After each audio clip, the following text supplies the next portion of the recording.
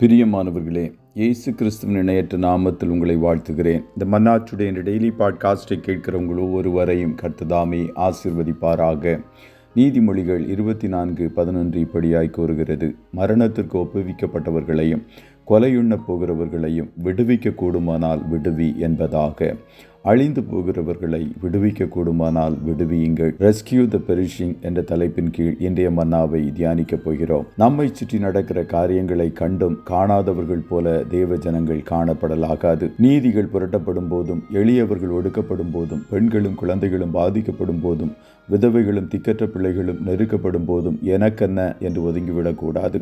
மரணத்துக்கு ஒப்புவிக்கப்பட்டவர்களை கூட விடுவிக்க கூடுமானால் விடுவிக்க வேண்டும் என்று வேதம் கூறுகிறது. ஒருவேளை நாம் அதை அறியோம் என்போம் என்றால், இருதயங்களை சோதிக்கிறவர் அறியாரோ? உன் ஆத்துமாவை காக்கிறவர் கவனியாரோ? அவர் மனுஷனுக்கு அவனவன் கிரியைக்கு தக்கதாக பலனளியாரோ என்று நீதிமொழிகள் 24:12 கூறுகிறது. ஆகையால் சிறுமைப்பட்ட ஜனங்களை விடுவிக்கிறவர்களாய் காணப்படுங்கள்.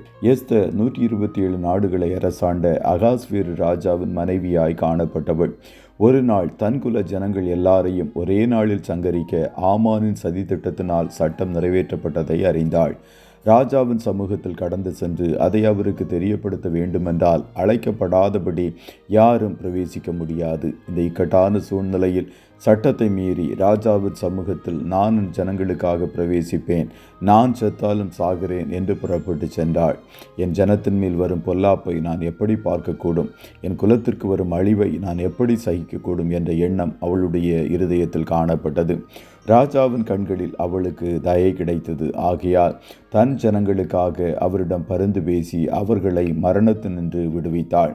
கர்த்தருடைய பிள்ளைகளே, நம்மை சுற்றி கோடிக்கணக்கான ஜனங்கள் ரட்சிக்கப்படாதபடிக்கும், சிலுவையில் இயேசு சிந்தின இரத்தத்தினால் பாவங்களற கழுவப்படாதபடிக்கும், இயேசுவை சொந்த இரட்சகராக ஏற்றுக்கொள்ளாதபடிக்கும் காணப்படுகிறார்கள். சாத்தான் அநேகருடைய மனக்கண்களை குருடாக்கி வைத்திருக்கிறான். ஒருவன் கிறிஸ்துவுக்குள் காணப்படாதபடி மரித்தால் அவன் தன்னுடைய நித்தியத்தை பிசாசுக்காகவும் அவனுடைய தூதர்களுக்காகவும் ஏற்படுத்தப்பட்ட அக்கினி கடலில் கழிக்க வேண்டியதுதான். அப்படிப்பட்ட ஜனங்களை உங்களால் விடுவிக்க கூடுமானால் விடுவியுங்கள். அவர்களை நித்திய மரணத்தினின்று விடுவித்து நித்திய ஜீவனுக்குள்ளாய் நடத்த அனுதினமும் பிரயாசப்படுங்கள். நீங்கள் பகுத்தறிவுள்ளவர்களாயிருந்து சிலருக்கு இரக்கம் பாராட்டி சிலரை அக்கினியிலிருந்து இழுத்துவிட்டு பயத்தோடைய ரட்சியுங்கள் என்று யூதா 1:22 கூறுகிறது. ஆத்தும ரட்சிப்பு விலையேறப்பட்டது. ஆத்துமாக்களை ஆதாயம் செய்கிறவர்கள் ஞானமுள்ளவர்கள். அநேகரை நீதிக்கு உட்படுத்துகிறவர்கள் நட்சத்திரங்களைப் போல தேவனுடைய ராஜ்யத்தில் சதா காலங்களிலும் பிரகாசிப்பார்கள். அப்படிப்பட்ட ஒரு நட்சத்திரமாய் நீங்கள் காணப்பட கர்த்தர் உங்களுக்கு கிருபை பாராட்டுவார். கர்த்தர் உங்கள் ஒவ்வொருவரையும் ஆசீர்வதிப்பாராக. ஜெபம் செய்வோமா? நல்ல தகப்பனே, உம்மை நன்றியோடு துதிக்கிறோம். இந்த மன்னாச்சுடைய டெய்லி பாட்காஸ்டை கேட்கிற உடைய பிள்ளைகள் ஒவ்வொருவரையும் கர்த்தர் நீர் ஆசீர்வதிப்பீராக. ஆண்டவரே, நாங்கள் மரணத்திற்கு நியமிக்கப்பட்டவர்களை கூட விடுவிக்க கூடுமானால் விடுவிக்கும்படியாய் காணப்பட கர்த்தர் ஒவ்வொருவருக்கும் கிருபை தாரும் என்று சொல்லி ஜெபிக்கிறோம். எங்கள் கண்களுக்கு முன்பாய் திரளான ஜனங்கள் ஆண்டவரே அழிவுக்கு நேராய் இருளின் ஆதிக்கத்தில் காணப்படுகிறதை பார்க்கிறோமே. இப்படிப்பட்ட ஆத்துமாக்களை இரட்சிப்பிற்கு ஏதுவாய் நடத்துவதற்கு எங்கள் எதையாகிலும் நாட்களில் செய்ய ஒரு ஆத்தும பாரத்தை கர்த்தர் எங்களுக்குள்ளாய் வையும் என்று சொல்லி ஜெபிக்கிறோம். ஆண்டவரே, திருப்தி அடையாத பாதாளம் அநேகரை எங்கள் கண்களுக்கு முன்பாய் வாரிக்கொள்ளுகிறதே.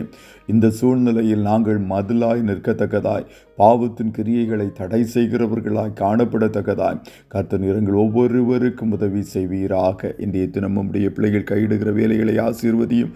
போக்கிலும் வரத்திலும் கர்த்தர் உடனிரும். கண்மணி போல காத்தருளும். இயேசுவின் இரத்தத்துக்குள்ளாய் ஒவ்வொருவரையும் கொடுத்து ஜெபிக்கிறோம் நல்ல பிதாவே. ஆமென்.